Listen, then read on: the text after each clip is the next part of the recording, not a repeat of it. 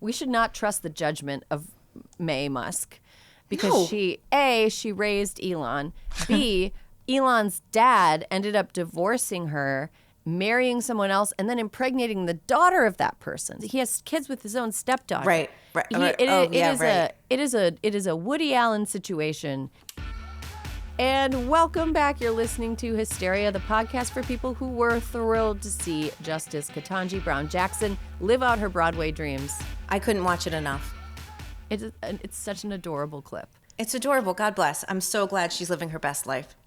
Can you describe the clip to our listeners if they haven't seen it yet? She was singing, and she was in a costume, and she was smiling, and she was joyful. Yeah, so she's like always wanted to do. She's like a theater kid, right? In addition to which, I think Judge is a great alternate life path for a theater kid. But it literally was the divergence. It was either she was going to be in theater or be a lawyer. And she, thankfully for America, she Yes. decided to be. Although, thankfully for America. And she really wanted to perform in a Broadway show, and she got the chance to do it. She had like a sizable speaking part. Mm-hmm. It wasn't like when Ruth Bader Ginsburg performed in an opera at the Kennedy Center. No, she was there. She was like in the cast. She was in the cast. And everyone was so excited for her, and the audience was so great. It was like in a world devoid of like a lot of joy, it was just super joyful. Yes. Our Supreme Court Justice Jackson has a smile that literally lights up the whole theater. She is like so happy and just joyful, and it's just. And only to be outdone by how her husband smiles when he talks about her and her joy and the fact that she got to do this, which was also charming. Mm-hmm. Yes. So let's cast her in everything. Give her a role in Wicked 2. Right. Have you seen Wicked yet? No, I haven't seen it yet. It's my listen, we're recording today, and then I am going to carcass it for the next couple of days. I'm going to see a movie. I've been making cookies. It's like, this is, I got to get in the spirit, and the spirit shall start later today.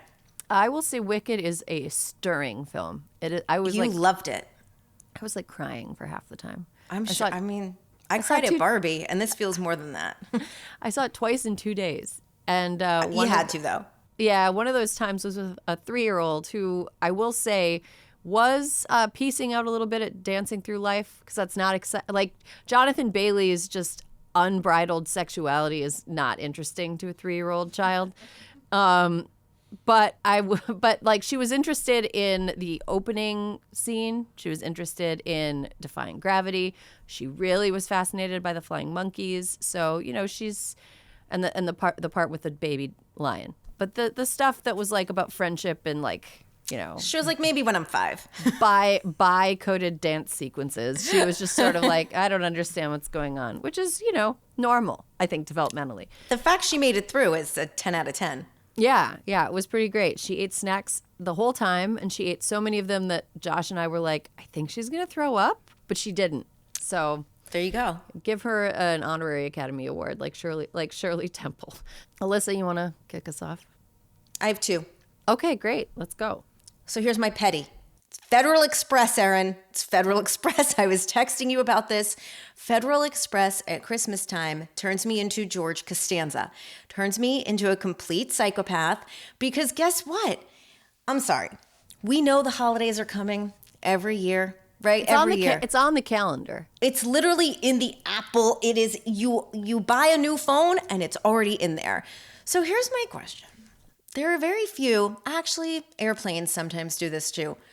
We pay for a service and then we kind of like get it when they feel like it, right? So unfortunately, some of the things I had to order this year were only available to be shipped via Federal Express. And where I live, Federal Express delivers till 8 p.m. But we look outside, we know it's dark at like 5 o'clock. Well, once it gets dark, they don't come up your driveway. And so they'll just leave it at the foot of the driveway, which when it's raining out is really a problem. So I was like stalking Federal Express to see if they're going to leave my package. I go running down. There's one FedEx truck. I go running down and I go, hey, where's my package? He goes, Jesus Christ, woman, I thought you were a ghost. You scared the shit out of me. Oh really? God. a woman in a Patagonia puffer scared the shit out of you at all 5'2", by the way, standing in front of the headlights of your truck. But anyway, he goes, I put it in the mailbox. And I was like, and he tears away. There is nothing that I ordered that would have fit in my mailbox. Except, Erin, he made it fit in my mailbox. I will tell you off camera what it was, but it was actually very sad that he stuffed it in the mailbox. But then I'm like, wait, there were other packages. So I'm mad, and I called FedEx, and they were like, oh, those were on another truck, and that driver stopped delivering at 7:15. I was like, how's that possible? You delivered to 8. They're like, he got tired. Okay. Like, what? It drove me batshit. But anyway, that made me mad. I know it's just mostly I'm just like, FedEx, you know this is happening. Prepare better. Like, I am not the only person, and I was very calm because I'm on all sorts of calming adaptogens right now. So I was as calm as I am ever going to be. But like, oh God. People are tracking their kids' presents. We just want certainty. If there's a weather delay, I get it. But don't tell me you kicked off early during holiday season.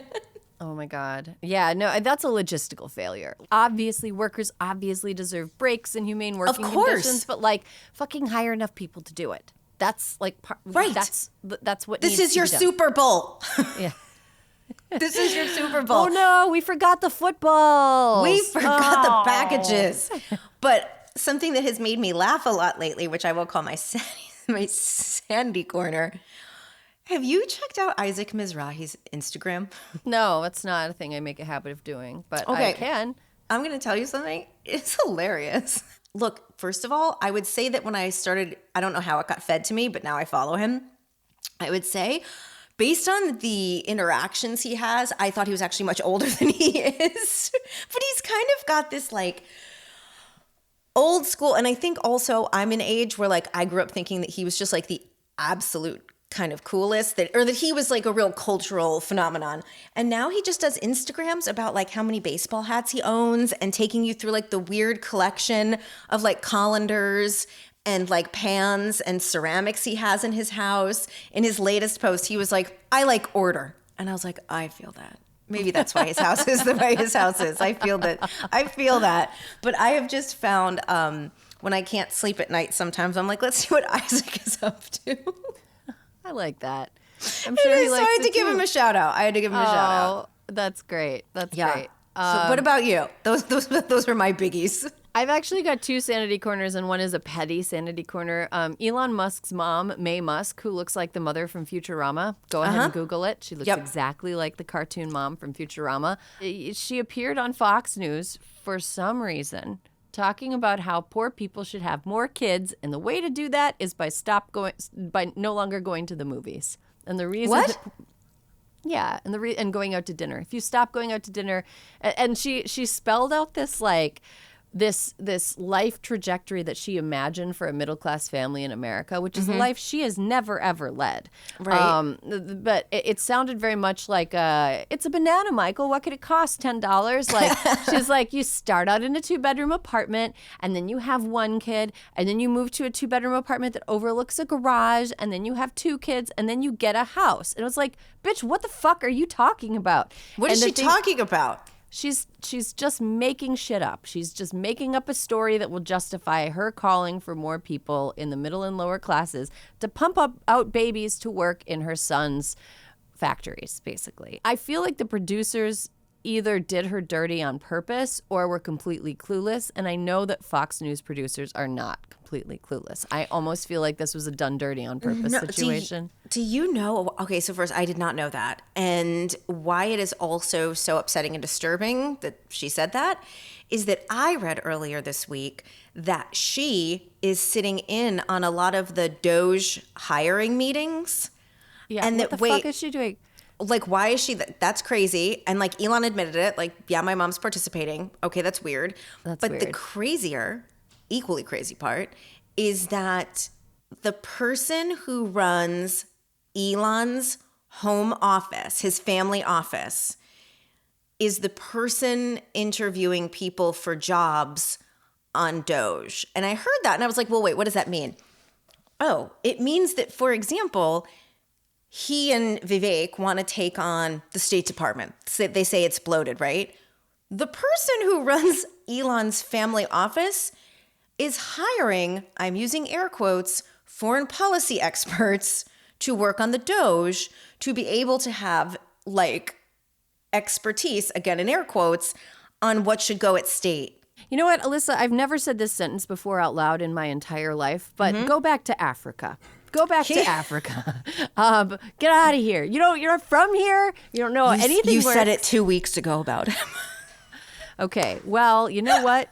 He causes me to black out because he, much like Elon Musk, I can no longer discern the difference between reality and non-reality. That's crazy, first of all. Second of all, why are we going to take... Okay, this is going to be mean. We should not trust the judgment of May Musk because she raised Elon. B, Elon's dad ended up divorcing her, marrying someone else, and then impregnating the daughter of that person. So he like got his own. He has kids with his own stepdaughter. Right. It is a Woody Allen situation. And they're not parenting advice. No, probably not business advice. I don't know. It's crazy. But it is fun to watch the absolute, again, class solidarity in hating this woman. Just absolute, like, vitriol. The only comments that you see that are like supportive are obvious bots. They're like, beautiful lady, so many class. Like the sort of thing that you would see under a Melania Trump post where like Melania's just sort of look like an animatronic nutcracker just wheeling her way through a crowd looking wooden and miserable. And underneath there's like just the picture of class lady and 4 American flags. That's the people that are supporting May Musk. And well, so look, if she's going to go get up on Fox News, fair game. Yeah. Oh, right. Yeah. Because we don't like people's families. We usually like, but no, not when you're making yourself the story. Look, she's Bunny McDougal vibes up and down. She is so Bunny McDougal. She's a great villain. I kind of am enjoying her place in the public because there is no debate about what's going on. I hope she continues to live in her delusional reality where people want to hear what she has to say about parenting and or business. A model turned professional mom who isn't even from here. So that's like my petty sanity corner. My like pure sanity corner. Yes. Have you ever watched Kunk on Earth, starring starring a character named Philomena Kunk, which is a British comedian. Oh, okay. I haven't. I just Googled. Oh my God. I just Googled. Watch Kunk on Earth. It is a like documentary about human history, and it is so funny. This looks so good. I'm adding it to my queue as you speak. I'm not being disrespectful to you. I'm adding it to my queue. Absolutely love it. But it was just announced that she is starring in a new series about natural history and life on Earth. And I think it will be available to stream via like some UK sources, but I will fully get a VPN in order to access this content. There's Kunk on Earth, Kunk on Life. Mm-hmm. Kunk on Life is the one that is going to be available soon, and it's giving me life. Kunk on Earth is coming January 2nd. Kunk on Life. Yep. I cannot wait. This looks great. It's so. I was almost her for Halloween because I basically wear that outfit. You know what? That's a very cute outfit on you, and it is adjacent your normal look. I know. I have a jacket that looks kind of like it. Anyway, the woman who plays Philomena Kunk is called Diane Morgan. She's just so fucking funny. She reminds me of like the best Sam B bits during The Daily Show when she would do like field pieces and just completely deadpan funny. I absolutely love her.